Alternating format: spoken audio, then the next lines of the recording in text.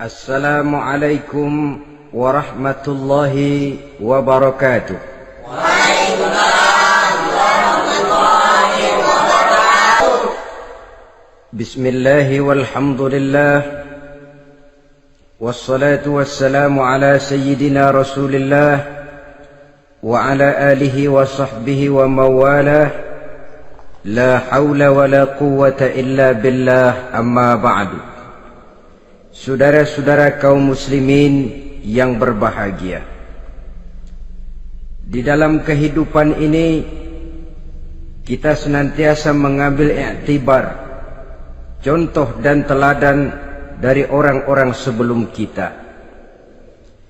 Itu sebabnya kepada baginda Nabi kita Muhammad sallallahu alaihi wasallam Allah Subhanahu wa taala menjelaskan cerita para nabi sebelum beliau dalam ayat "Tsumma naqussu 'alaika min amba'ir rusuli ma nusabbitu bihi fu'adak." Demikianlah kami ceritakan kepadamu wahai Muhammad sebagian dari kisah para rasul-rasul sebelum kamu yang dengan itu akan memperkuat hatimu, meneguhkan keyakinanmu dan memantapkan pendirianmu. Inilah manfaatnya belajar dari sejarah. Jadi jangankan kita, baginda Nabi sendiri pun oleh Allah Subhanahu wa taala diceritakan sejarah para nabi sebelum beliau yang dimusuhi oleh umatnya, yang dicaci maki oleh kaumnya, yang terusir dari kampung halamannya, bahkan sampai ada yang terbunuh oleh umatnya. Itu seluruhnya merupakan iktibar manusabbitu bihi fu'adak, untuk memantapkan langkahmu, meneguhkan keyakinanmu dan menguatkan pendirianmu menghadapi perjuangan ini. Sehubungan dengan itu, pada pertemuan kali ini Al-Fakir ingin menyampaikan satu cuplikan kecil dari kehidupan seorang sahabat utama baginda Nabi, yaitu Sayyidina Umar ibn al-Khattab radhiyallahu an. Beliau adalah Umar bin Khattab bin Nufail bin Abdul Uzza dari suku Quraisy golongan Bani Adi. Perawakannya tinggi, kekar dan gagah, melambangkan sifatnya yang pemberani, tegas, dan tidak pernah kenal takut kepada siapapun. Sebelum mendapat hidayah, Umar bin Khattab termasuk orang yang berdiri di barisan orang-orang yang memusuhi umat Islam. Ia terperangkap dalam tradisi jahiliyah, di mana gemar berperang dan bermabuk-mabukan juga merupakan hal-hal yang pernah dilaksanakan dalam kehidupannya sebelum beliau masuk ke dalam agama Islam. Oleh karena itu, dalam kehidupan beragama, hidayah merupakan sesuatu yang penting. Bagaimanapun banyaknya dosa dan kesalahan yang telah dilakukan oleh seseorang, tidak seharusnya menyebabkan ia putus asa dari rahmah Allah. Sebaliknya, bagaimanapun banyak kebajikan dan kebaikan yang sudah dikerjakannya, tidak perlu membuat dia besar hati, puas, bangga, apalagi menjadi lalai karenanya. Sebab kita belum tahu akan bagaimana ujung perjalanan dari kehidupan kita ini. Saudara-saudara, kisahnya pun masuk Islam merupakan peristiwa yang menarik. Pada satu hari, dengan pedang terhunus, Umar bin Khattab menuju Darul Arqam, tempat di mana baginda Nabi biasa berkumpul dengan para sahabat. Melihat mukanya yang beringas, matanya yang nanar, orang sudah menyangka dan mengerti ini tentu akan terjadi pembunuhan. Dalam perjalanan menuju Darul Arqam, Umar bertemu dengan Nuaim bin Abdullah. Nuaim bertanya, "Ya Umar, mau kemana ente?" "Mau membunuh itu, si murtad itu," kata. "Si murtad yang mana?" Yang mana lagi? Itu yang memecah belah kita, yang menghina berhala-berhala kita, yang menjelek-jelekkan nenek moyang dan keturunan kita. Siapa lagi kalau bukan Muhammad? Kata Nuaim Umar, enggak salah. Tidak salah lagi. Salah Umar. Salah kenapa? Apa kamu enggak malu? Kamu mau pergi membunuh Muhammad, sementara adikmu sendiri Fatimah, dia sudah termasuk salah seorang pengikut Muhammad. Mendengar ini, muka yang memang tadinya sudah marah dan merah, tambah jadi kelabu. Bukan main mangkelnya Umar bin Khattab. Orang lain dia musuhi, orang lain dia kejar-kejar. Ini malah adiknya sendiri menjadi pengikut dari baginda Nabi. Tidak jadi menuju Darul Arqam, dia berangkat ke rumah adiknya Fatimah. Adapun di rumah Fatimah sedang berkumpul Fatimah, suaminya Sa'id bin Zaid, dan seorang sahabat Habbab ibnul Arad. Mereka sedang membaca Quran. Waktu itu Quran belum lagi dijilid macam sekarang, jadi masih merupakan suhuf atau lembaran-lembaran tercecer saja. Ketuk pintu, ya tentu tidak assalamualaikum karena dia belum Islam. Tok tok tok. Siapa di luar? Umar. Mendengar suaranya saja, ini sahabat yang namanya Habbab ibnul Arad sudah lari ke belakang pintu. Sambil komat kamit baca doa mohon diselamatkan oleh Allah. Adapun Fatimah yang sedang memegang suhuf, lembaran tulisan Quran itu, menyembunyikan suhuf itu di belakang bajunya. Umar masuk. Fatimah, saya bang, apa benar berita yang saya dengar? Berita apa itu bang? Bahwa kau sudah masuk Islam. Bang, andai kata Muhammad memang benar, bagaimana? Sudahlah, jangan belit-belit. Jawab saja, kau masuk Islam benar atau tidak? Ya. Saudara hadirin, begitu dikatakan iya, tangannya langsung melayang, menampar muka adiknya ini, sehingga mengalir darah dari hidungnya. Suaminya Sa'id bin Zaid yang mencoba melindungi istrinya, dipegang lehernya, dibanting, diduduki dadanya. Oh, ini jawara ini.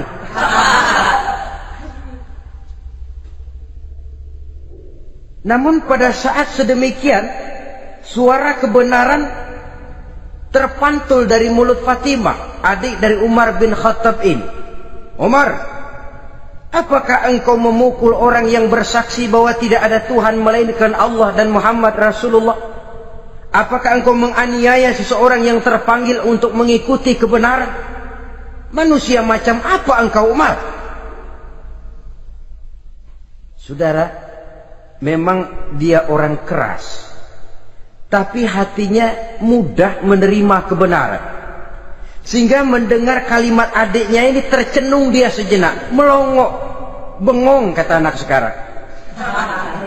Ini kalau tidak karena keyakinan yang mantap, tidak mungkin orang ini, anak adik saya ini bicara macam begini. Umar, mengapa engkau memukul orang yang bersaksi bahwa tidak ada Tuhan melainkan Allah dan Muhammad Rasulullah? Mengapa engkau pukul orang yang mengikuti kebenaran, menerima hidayah dari Allah? Begitu yakin dan mantapnya, walaupun di tengah satu hal yang sangat menakutkan. Siapa yang tidak takut orang Quraisy berhadapan dengan Umar bin Khattab yang dikenal sebagai singa padang pasir pada waktu itu? Malahan dia termasuk salah seorang jagoan. Di tradisi masyarakat jahiliyah itu ada satu pasar yang namanya pasar Ukaz. Tiap tahun di pasar itu diadakan pesta. Pertama pertandingan syair. Jadi penyair waktu itu jadi kebanggaan. Syair-syair yang menang itu digantung di dinding Ka'bah. Jadi setiap suku akan bangga kalau mempunyai ahli syair yang hebat. Nah, lalu diadakan juga lah perlombaan balap kuda, memanah, termasuk gulat. Lah Umar ini tiap kali pertarungan mesti menang. Belum pernah ada yang berhasil mengalahkan dia. Jawara. Saudara-saudara, mendengar adiknya begitu mantap hatinya, apalagi ketika adiknya berkata begitu, suhuf, lembaran yang disembunyikan di belakang bajunya tersembul. Apa yang kau sembunyikan di balik bajumu itu? Suhuf. Apa suhuf itu? Lembaran Al-Quran. Coba saya lihat. Enggak boleh. Kenapa? Kamu kotor. Orang kotor tidak boleh megang Quran. Saya mau lihat. Enggak boleh. Kalau kamu mau lihat, mandi dulu. Diturutinya permintaan adiknya itu. Lalu diambilnya suhuf tadi. Dia baca. Kebetulan ayat yang dibacanya ayat pertama dari surah Thaha yang berlanjut dengan ayat 14 pada surah yang sama. Dia baca, Bismillahirrahmanirrahim. Thaha ma anzalna ilaikal Qur'ana litashqa illa tazkiratan liman yakhsha. Thaha, tidaklah aku turunkan Al-Quran ini untuk bikin sukar manusia, melainkan merupakan pengingat bagi orang-orang yang takut kepada Allah. Lalu pada ayat ke-14, Innani anallahu la ilaha illa ana fa'budni. Sesungguhnya akulah Allah, tidak ada Tuhan melainkan aku, maka hendaknya hanya kepadakulah kamu menyembah. Wa aqimis salata li dzikri, dirikanlah salat untuk mengingat aku. Innas sa'ata atiyatun akadu ukhfiha litujza kullu nafsin ma tas'a. Sesungguhnya kiamat itu pasti akan datang, yang sengaja waktunya kami tidak beritahukan kepada kamu semua, untuk kami balas segala setiap orang tentang apa saja yang telah mereka lakukan dalam kehidupan di dunia ini. Setelah membaca ayat ini, gemetar tangannya. Ah, ini sih nggak main-main ini. Ini belum pernah saya baca ajaran semacam ini. Tidak patut orang yang mempunyai kitab suci semacam ini dimusuhi. Ini sesuatu yang benar. Tergetar jiwanya. Hei Fatimah, Muhammad di mana Muhammad? Saya tidak akan memberitahu kepada kamu. Di mana? Saya tidak akan memberitahu. Lebih baik kau bunuh saya kalau memang maksudmu mau mencelakakan Muhammad. Sama sekali saya tidak akan mencelakakan dia, Fatimah. Kasih tahu saja, di mana dia? Darul Arqam. Bergegas dia menuju Darul Arqam. Di dalam Nabi memang sedang kumpul dengan para sahabat. Termasuk ada Sayyidina Hamzah yang juga terkenal jawara juga. Ketuk pintu. Ketuk pintu. Siapa di luar? Umar. Di dalam ini geger sebagian sahabat. Umar datang ini pasti bencana.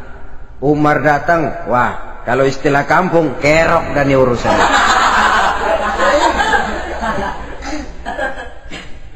Tapi baginda Nabi menenangkan mereka. Tenang, mudah-mudahan ada hikmahnya. Sayyidina Hamzah tampil, bukakan dia pintu. Kalau niatnya baik, kita terima. Kalau niatnya tidak baik, saya paling depan. Dibukakan pintu. Begitu dibukakan pintu, Umar masuk merangkul baginda Nabi.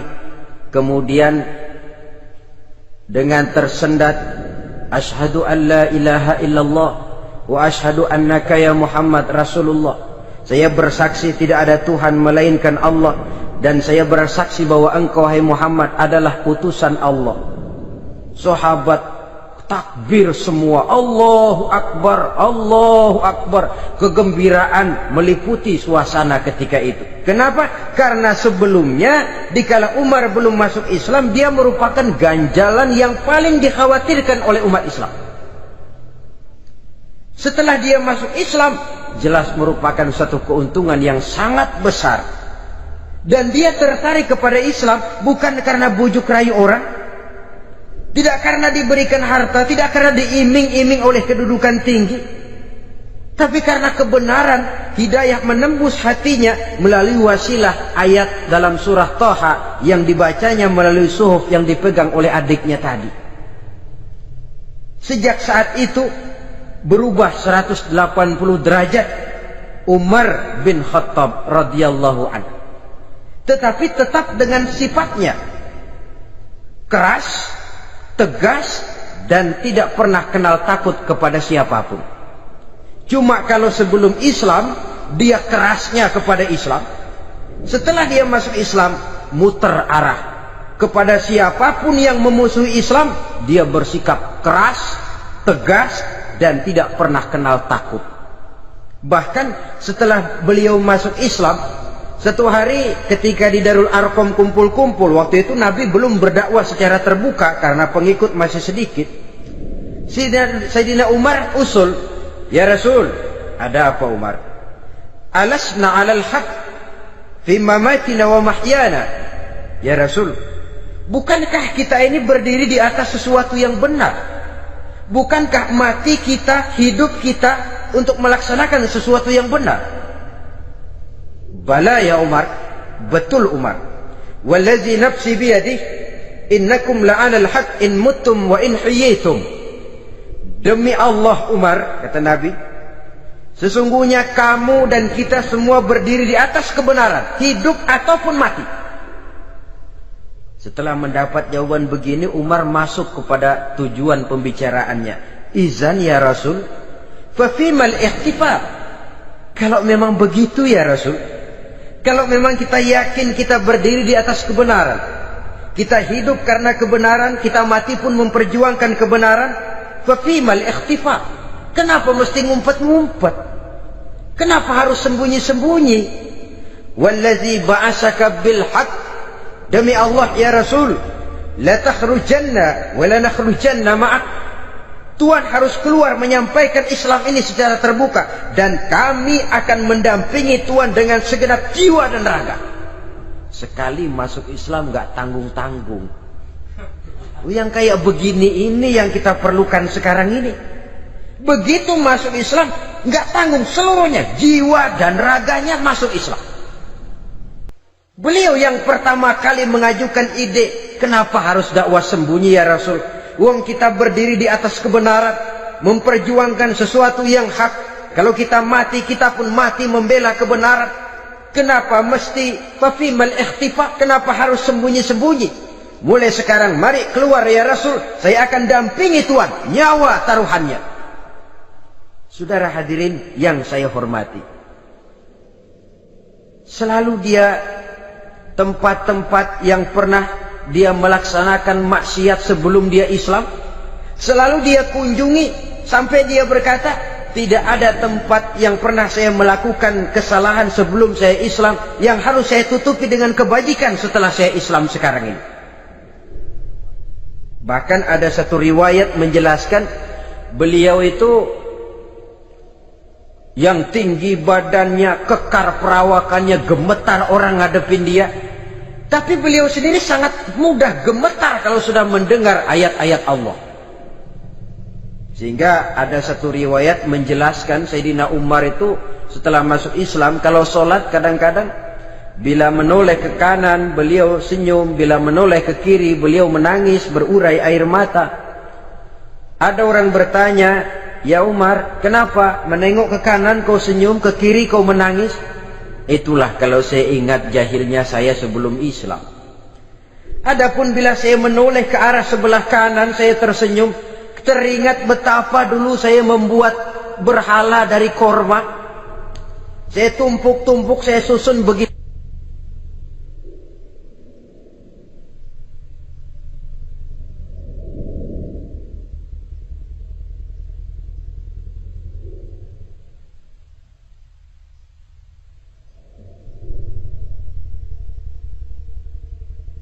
Itu rupa.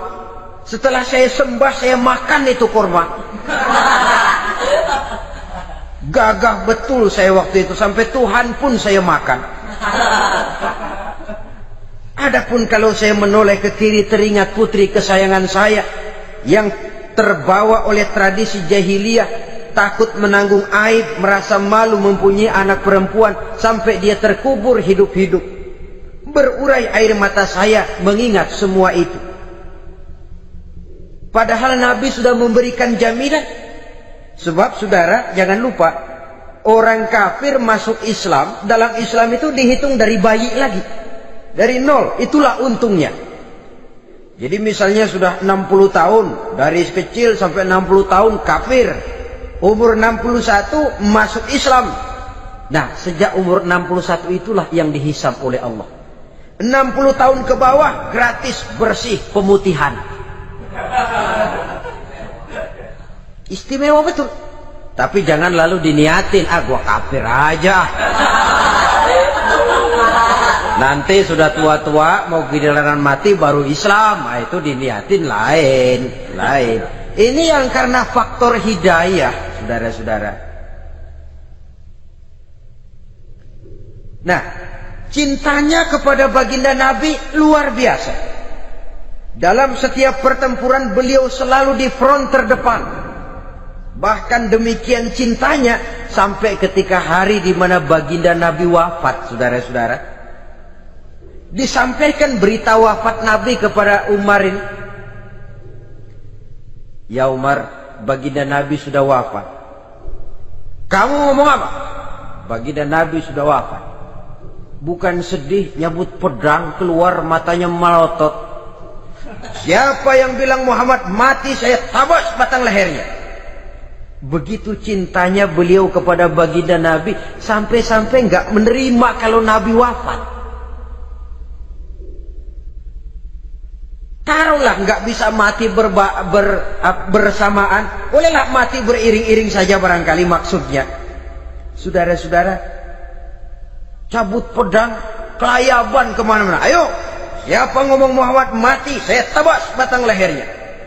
Sampai bertemu dengan Sayyidina Umar, Sayyidina Abu Bakar. Di tempat orang banyak, Sayyidina Abu Bakar yang bijaksana ini pidato.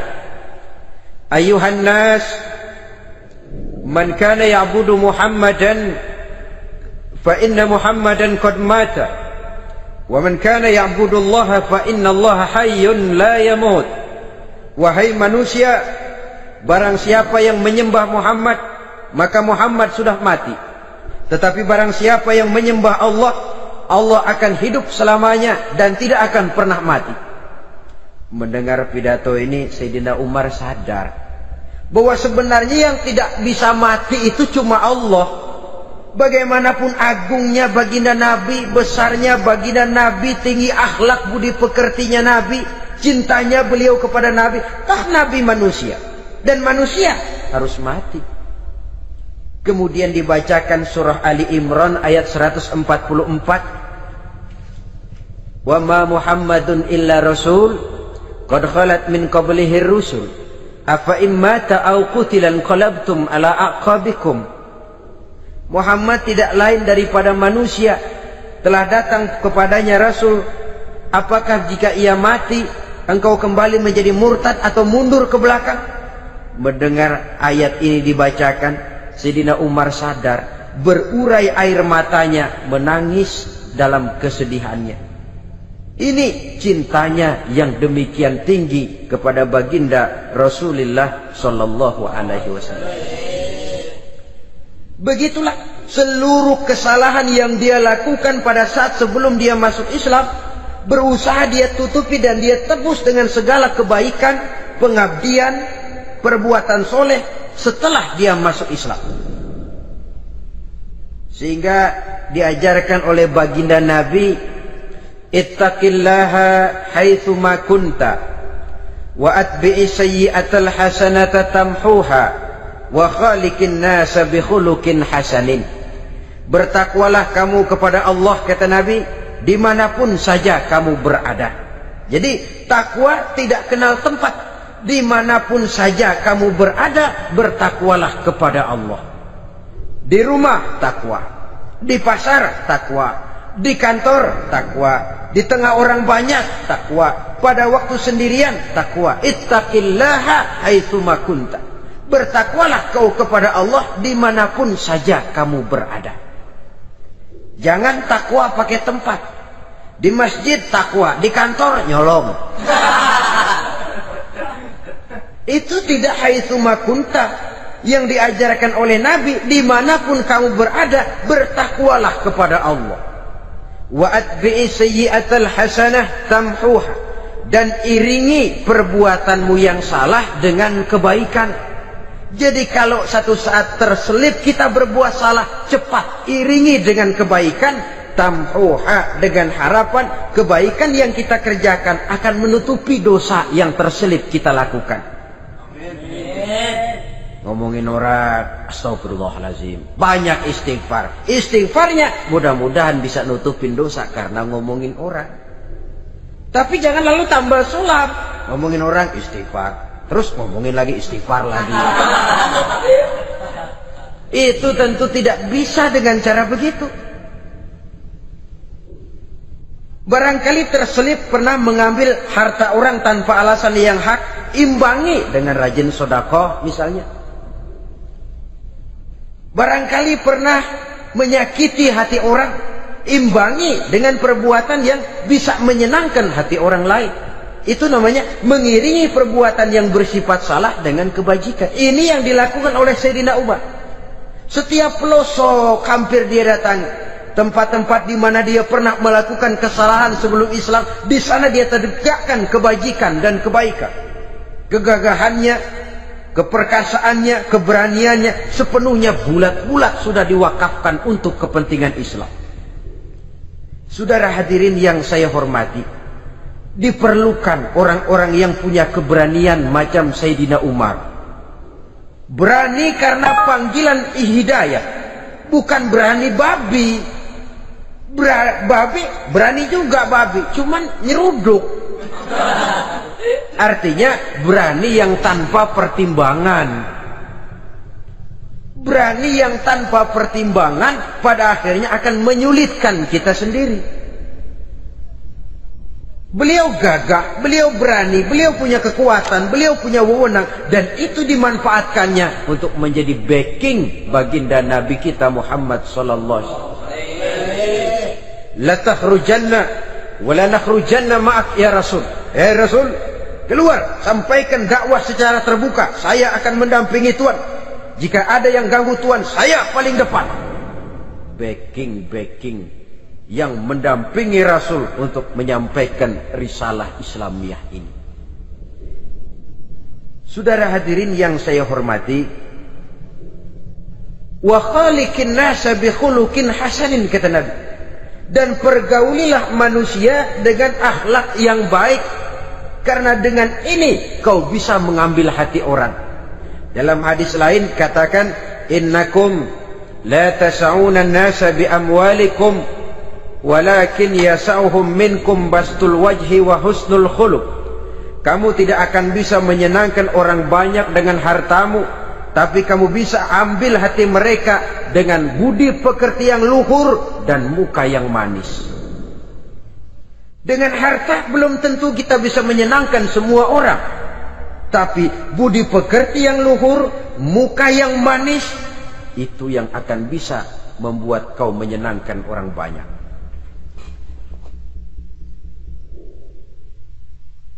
Setelah baginda Rasul wafat,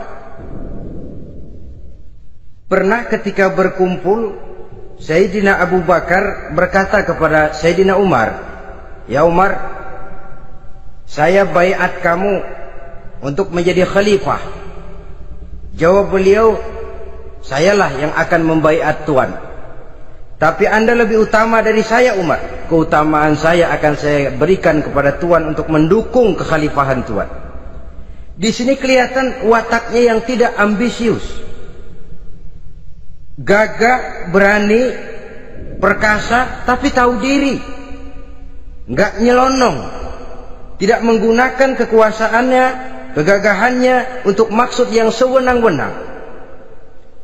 Oleh karena itu setelah Sayyidina Abu Bakar wafat, beliau dilantik menjadi khalifah, keluarlah pidatonya yang terkenal.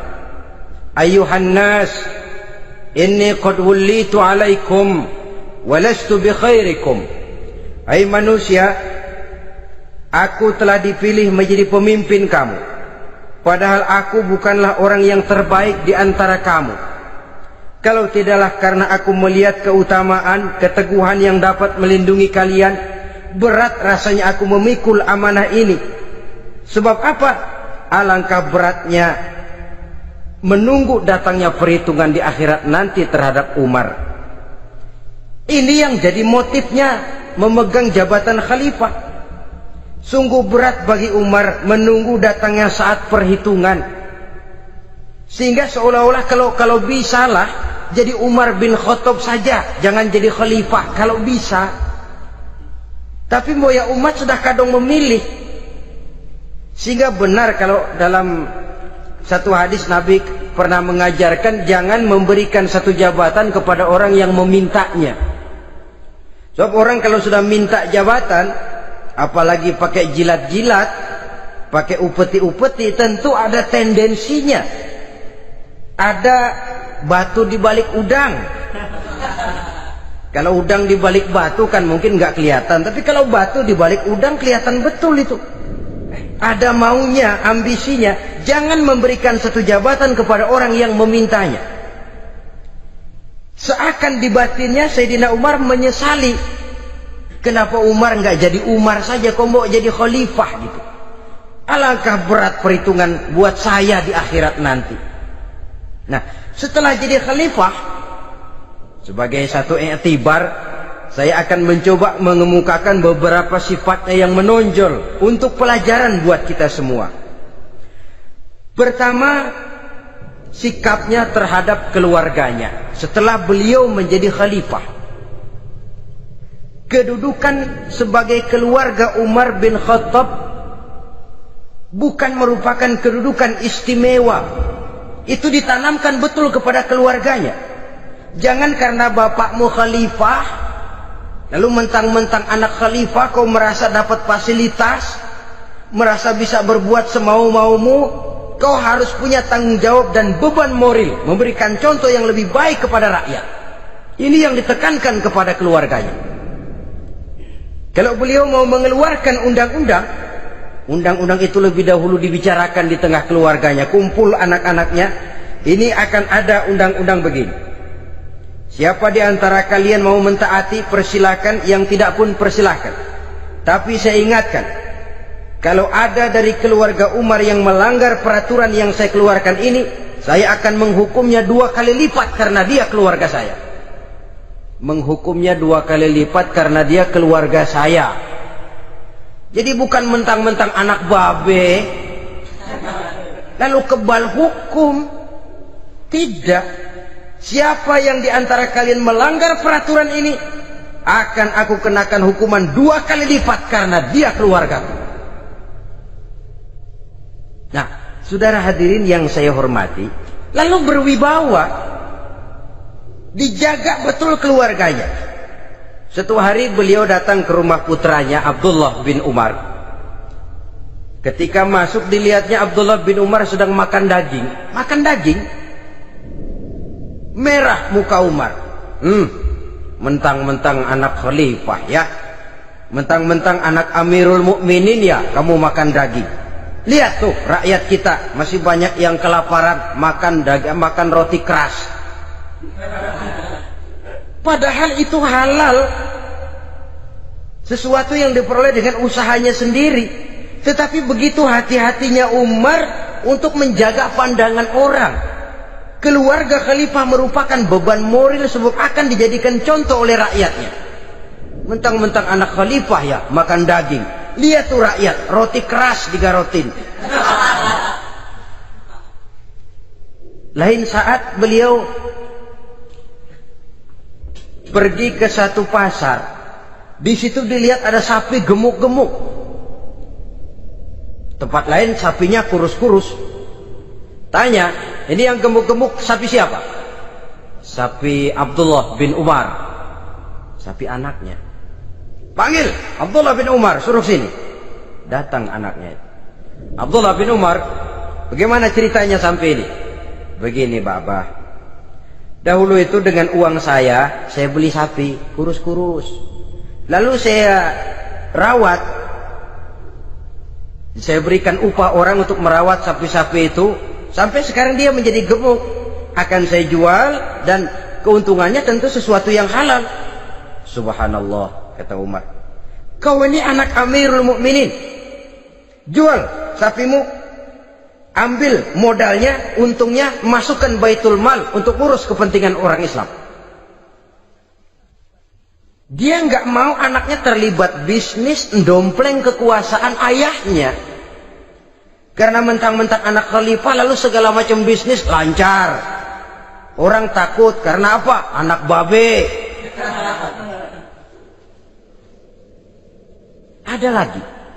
Pada waktu pembagian harta ghanimah, putri beliau yang namanya Hafsah, ini adalah istri baginda Nabi, meminta bagian. Kaum kerabat ayah, ini kerabat khalifah, kitalah dulu kerabat. Kalau kau kerabatku, maka jatahmu nanti dari ayahmu. Harta ini masih lebih banyak dibutuhkan oleh orang-orang Islam. Nanti belakangan kalau ada sisanya. Belakangan kalau ada sisanya. La haula wala quwata illa billah.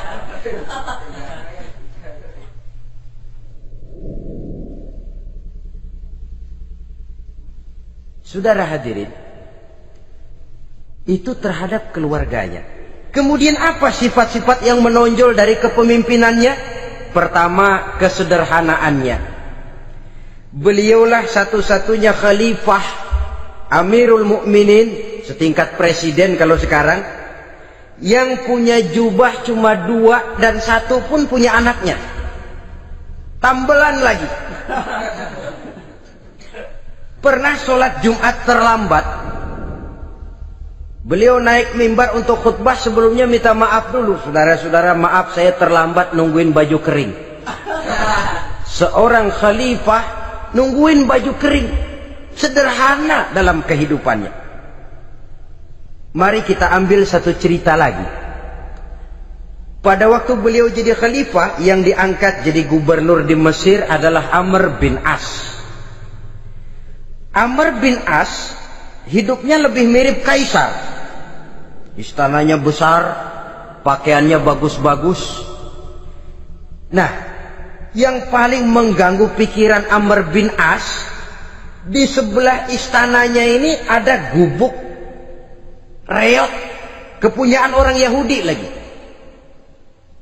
Ini nggak pantas bener, masa di samping istana gubernur ada gubuk reot. Orang Yahudi lagi yang punya. Ini mesti udah bikin saja rencana, panggil dinas tata kota, bikin planning. Di sini mau dibangun masjid, proyek negara. Bikin gambarnya, susun anggarannya, tender. Saudara-saudara, si Yahudi yang punya gubuk reot dipanggil. Yahudi, ada apa, Pak? Kamu tahu nggak? Enggak. Iya, memang belum saya kasih tahu.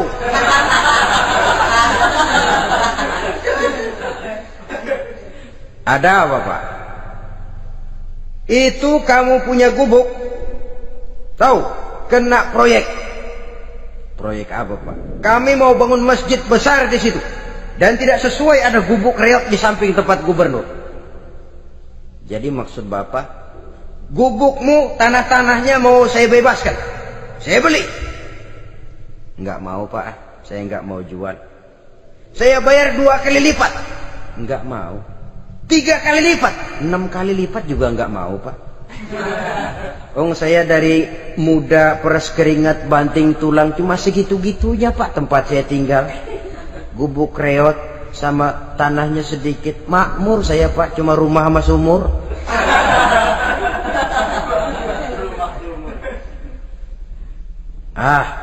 Ini Yahudi kelewatan juga. Akhirnya turun perintah, sudah, kalau dia nggak mau dibebaskan, gusur saja, tarik, ambil bulldozer, digusur.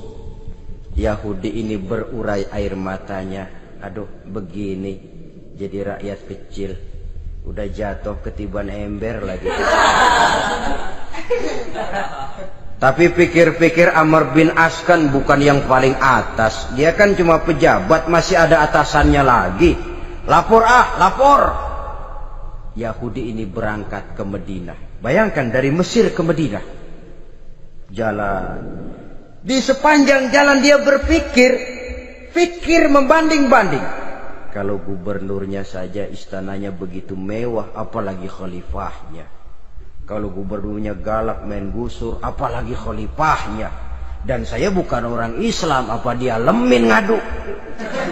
Apa dapat tanggapan? Berangkat dia sambil harap-harap cemas. Sampai di pintu kota Madinah, dia temui orang lagi tidur di bawah pohon korma. Selamat siang Pak. Ada apa? Pak. Apa? Mau lapor. Lapor apa? Bapak tahu Khalifah Umar bin Khattab? Tahu?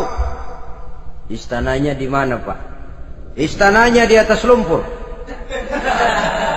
Di atas lumpur. Di atas lumpur. Pengawalnya banyak Pak. Banyak. Siapa Pak? Yatim piatu, janda-janda tua, orang-orang miskin, orang-orang lemah, itu pengawalnya. Pakaian kebesarannya apa sutra apa Pak? Pakaian kebesarannya malu dan takwa. Saya nggak ngerti Pak. Itulah Umar bin Khattab. Lalu orangnya sekarang di mana Pak? Di depan ente. Rupanya yang dia tanya itulah orangnya.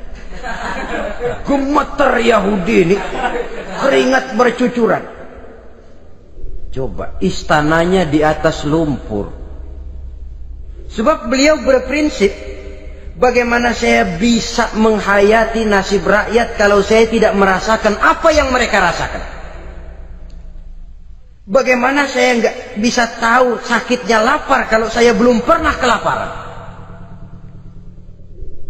Itu prinsipnya. Istananya di atas lumpur. Para pengawalnya yatim piatu, janda-janda tua, orang-orang miskin, orang-orang lemah dan tidak mampu.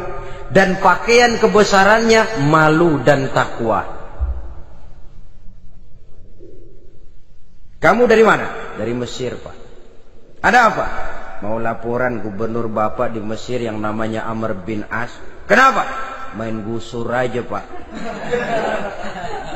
Ceritanya, iya dia mau bangun masjid. Kebetulan di areal itu saya punya tanah sama gubuk segitu-gitunya. Saya nggak mau dibeli, digusur Pak. Saya mau mencari keadilan. Begini, kamu lihat tempat sampah itu. Lihat, di situ banyak tulang. Coba kamu ambil kemari satu, tulang unta, bawa sini. Bingung Yahudi. Pak, saya kemari mau cari keadilan. Kalau tulang mah di Mesir juga banyak Pak. Sudahlah, pokoknya kau ambil saja tulang itu. Dicoker-coker dapat dikasih. Tulang itu digaris lurus oleh Sayyidina Umar dengan ujung pedang. Red. Nah, nih, kau bawa kepada Amr bin As. Makin bingung itu Yahudi. Suruh bawa tulang cuman digaris. Nanti saya ngomong apa Pak? Sudahlah, kasih saja. Pulang dia. Sampai di Mesir. Tuan Gubernur, ada apa? Saya baru menghadap Khalifah. Kemudian beliau sampaikan ini, dikasih tulang. Amr bin As melihat tulang ada goresan lurus dengan ujung pedang, gemetar. Badannya keluar keringat dingin. Panggil kepala proyek. Proyek batal. Masjid nggak jadi didiriin. Itu gubuk Yahudi diriin lagi. Ini Yahudi makin bengong. Ini gubernur dapat tulang doang segitu takutnya.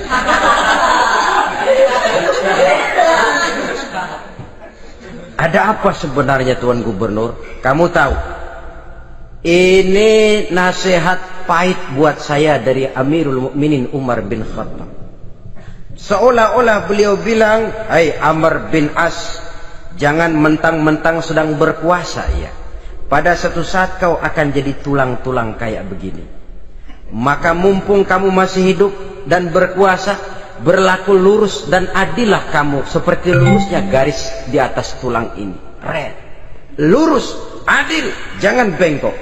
Sebab kalau kamu bengkok, nanti aku yang luruskan pakai pedangku. Siapa yang nggak ngeper digituin? Sampai akhirnya apa? Kata si Yahudi, Pak, kalau begitu Islam adil ya. Adil. Kalau gitu biarin dah, Pak. Tanah saya mau kamu jual? Bukan saya jual, Pak, saya kasih aja dah. Campur gubuk-gubuknya, ambil aja dah.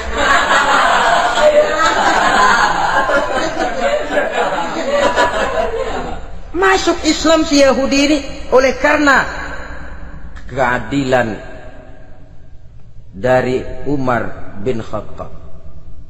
Begitulah kesederhanaan hidupnya. Sampai saudara, yang ironi betul, pernah Utsman bin Affan, Ali bin Abi Thalib, Thalhah dan Zubair kumpul mendengar berita bahwa Sayyidina Umar ini punya hutang. Bayangkan, seorang khalifah untuk melangsungkan hidupnya sampai punya hutang.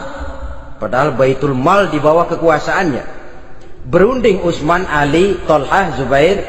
Kalau kita langsung ngomong sama Umar nggak enak dong, dia nggak bakalan terima. Lewat putrinya aja, Hafsah. Baik. Hafsah ngomong sama Umar, Abah, kenapa? Bagaimana kalau honor Abah ditambah, ditingkatkan supaya hutang bisa ketutup? Hafsah, saya Abah. Siapa yang nyuruh kamu ngomong begitu? Enggak ada. Ada. Saya tahu ada ini. Kalau enggak ada, kamu enggak mungkin ngomong begitu.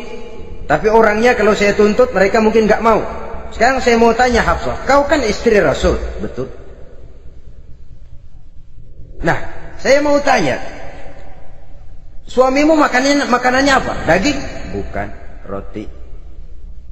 Tempat tidurnya kasur empuk? Bukan. Kain kasar yang kalau musim panas kami bentangkan, kalau musim dingin separuh buat tidur, separuh buat selimut. Pakaian yang dibelikan untukmu berapa banyaknya? Cuma 2. Nah, itu guru saya, orang yang paling saya cintai, dan itu yang saya ikuti. Bahkan setelah beliau wafat, Sayyidina Umar ini hutangnya ditanggungkan kepada anaknya Abdullah bin Umar, dan itu pun dilunasi dengan menjual rumahnya, sehingga rumahnya itu disebut Darul Qadha, rumah bayar hutang. Begitu kesederhanaannya. Jadi nggak pakai aji mumpung jadi khalifah lalu kayak ikan gurita, tangan yang mana aja megang. Itu kan mental monyet. Monyet itu kan begitu, tangan megang kiri kanan, mulut ngawal, kaki megang, temennya dikasih masih ngerampas juga. Monyet rakus betul itu. Itu kesederhanaannya.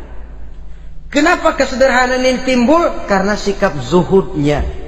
Zuhud itu tarkud dunia li ajlil akhirah. Orang yang mengambil dunia hanya yang diperlukan dengan lebih mengutamakan kehidupan akhirat.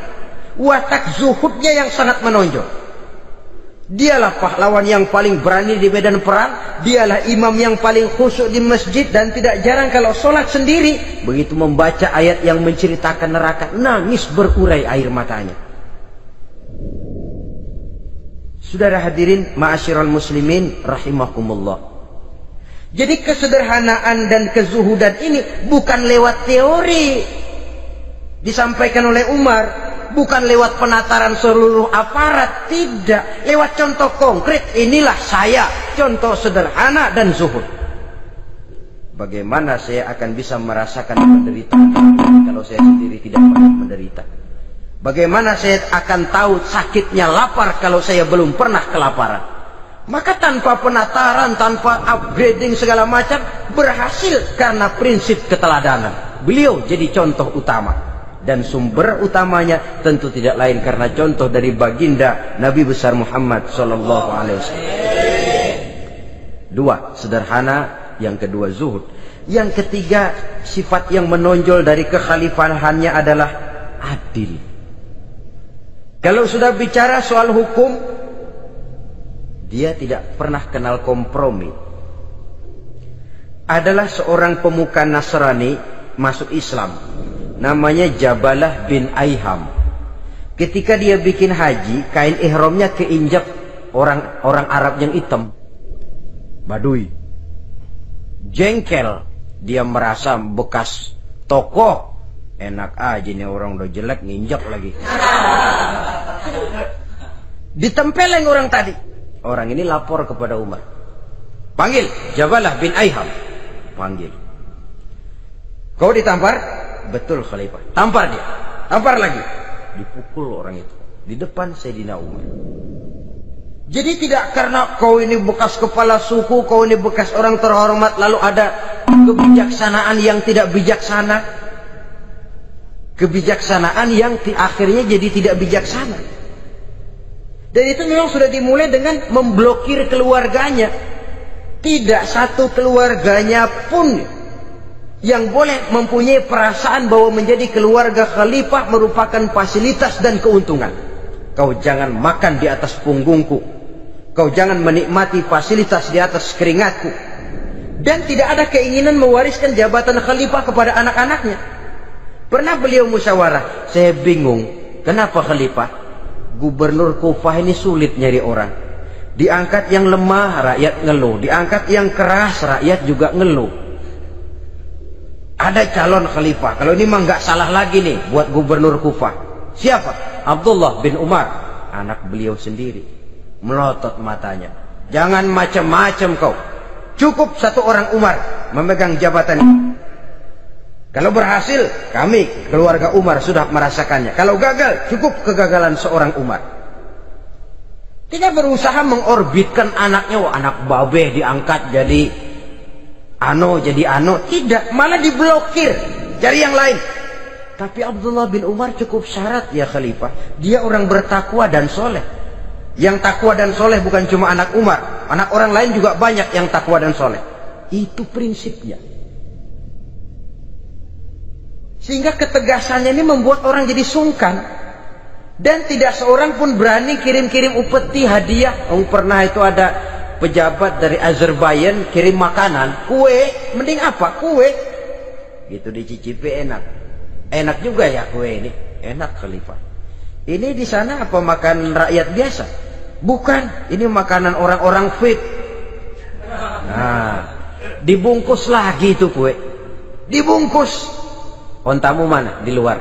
Ambil, bawa pulang, serahkan lagi kepada gubernur di sana, kasih tahu salam dari Umar bin Khattab.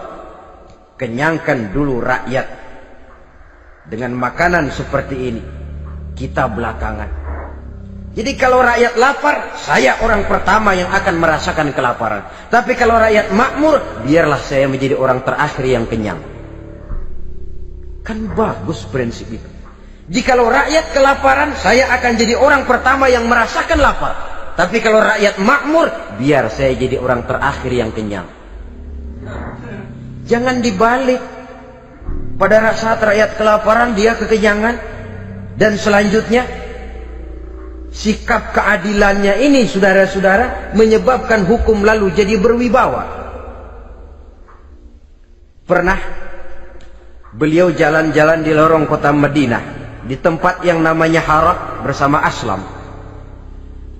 Ada ibu-ibu, anaknya nangis, lapar ma, sabar dikit lagi matang gitu.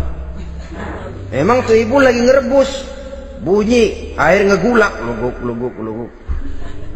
Umar lihati dari jauh, belum juga matang. Nih anak dari nangis, lapar, sampai capek nangis, sampai tidur. Anak tidur, Umar samperin, Bu, emang masak apa sih kok nggak bisa matang?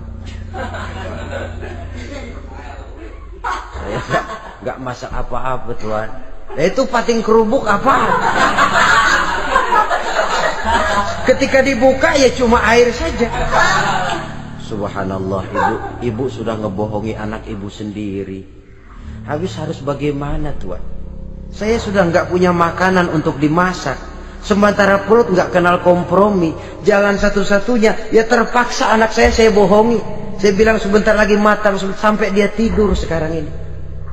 Memangnya Khalifah Umar gimana sih ngurusi rakyatnya? Subhanallah, dia orang zalim. Dia yang memegang urusan kami, tapi dia nggak tahu nasib saya. Anak kelaparan, keluarga terlantar. Oh begitu. Iya, zalim betul Umar bin Khattab itu. Kalau begitu ibu tunggu sebentar. Dia pulang bersama Aslam menuju Baitul Mal. Dia ambil tepung 1 karung, dipikul sendiri. Dipikul sendiri. Kata Aslam, ya Khalifah, biar saya yang bawa. Jangan. Kenapa Khalifah? Apa kau kira kau sanggup mikul dosa saya di akhirat nanti? Biar saya yang mikul sendiri. Dia bawa ke tempat tuh ibu-ibu. Dia masakin sendiri. Nah bu, sudah matang, persilakan masak. Makan. Alhamdulillah Tuhan. Mudah-mudahan Allah memberkahi Tuhan. Tuhan lebih baik dari Umar bin Khattab yang zalim itu. Memang sebenarnya Tuhan siapa, kata tuh ibu? Saya. Iya, saya ya Umar bin Khattab yang ibu bilang zalim itu. Gemetar si ibu. Gemetar si ibu. Tapi memang peka dan menghargai kritik orang. Tidak membungkam setiap orang yang nadanya sumbang atau berbeda. Kadang beliau berkata, saya khawatir karena orang terlalu segan dengan saya, lalu nggak ada yang berani negur kalau saya salah. Kan begitu biasanya. Karena sudah terlalu segan, lalu semuanya orang mau diaminin saja. Asal dibilang nggak benar, marah, jengkel. Lalu disingkirin, maunya diiyain, inge kulonuwun. Oke bos. Beliau bilang, saya khawatir kalau tidak ada orang yang mau menegur kesalahan saya jika saya terlanjur nanti. Tahu-tahu muncul orang, demi Allah, saya akan menegur Tuhan dengan pedang saya ini. Cerah mukanya, senyum bibirnya, alhamdulillah, anak muda, saya memerlukan orang macam kau. Yang berani berkata ya terhadap yang benar dan tidak terhadap yang tidak benar, apa dan bagaimanapun resikonya. Di sini kelihatan sikap beliau menghadapi orang yang berbeda pendapat. Keadilan, keberanian dan ketegasan, cepat menerima kebenaran merupakan serentetan dari sifat-sifat utama beliau sejak masuk Islam sampai menjadi khalifah yang kedua. Bahkan dengan jasa beliau, Islam kemudian tersebar menembus dinding Jazirah Arabia, memasuki Bizantium dan Persia, sehingga beliau juga dikenal sebagai periode Al-Futuhat Al-Islamiyah. Nah saudara-saudara, inilah cuplikan kecil dari kehidupan seorang agung dan besar yang memang sangat terbatas kata-kata untuk melukiskan kebesaran itu. Namun yang secuplik ini mudah-mudahan menjadi sumbangan moral dalam rangka kita memperbaiki diri menuju kehidupan yang lebih baik. Terima kasih banyak atas segala perhatian. Mohon maaf atas segala kekurangan. Usikum wa nafsi bitaqwallah. Wassalamualaikum warahmatullahi wabarakatuh.